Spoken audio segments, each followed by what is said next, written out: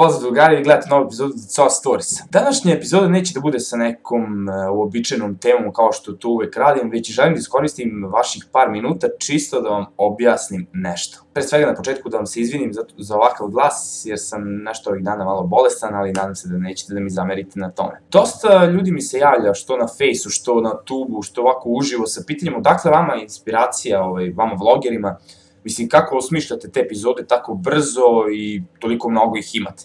Imam jedan vrlo kratak odgovor na to pitanje, a on glasi čitava sekunda. Znači, za inspiraciju je potrebna čitava sekunda. Ne znam kako je kod vlogera koji ne rade po scenariju kao ja, već pafnu ono klip iz glave, ali kod mene je obično tako. Sad ću malo to da vam pojasnim. Evo, na primjer, inspiraciju za prošli klip Kako se slikati dobio sam videš i sestru od strica kako se namešta nešto bez veze da se slika.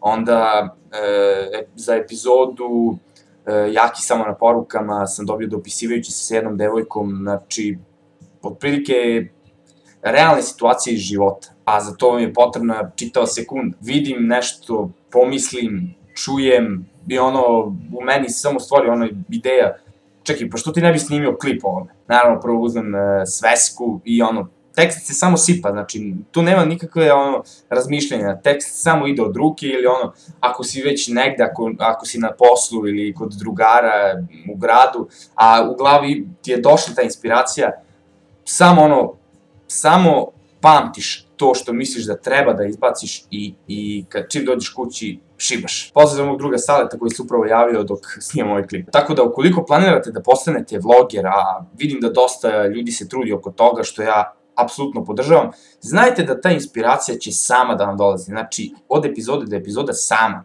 ali je jako bitno da imate onu klicu koja će vam, znači onu klicu u mozgu koja će vam pomoći za kasniju kreaciju vaših tekstova i vaših epizoda. Bez toga, ja mislim da će to teško da ide, ali kogod ima neku inspiraciju i koje god je malo frik u glavi, ići će mu vlog bez problema i epizode će osmišljati na svakojake načine i epizode će mu biti apsolutno raznovrsne. Znam da među vama postoje ljudi koji će posle ovog da kažu ma koga bole brige kako ti osmišljaš svoje epizode i kako dolaziš do svojih scenarija, ali ja sam ovo snimao zbog ljudi koji me to pitaju. Pre nego što vidim klip da vam poručim da idete na moju stranicu i da pročitate moju pesmu o jajetu koju sam smislio za par sekundi dok sam večerao koliko sam bio gladan, znači snimio sam, to jest smislio sam pesmu, pročitajte.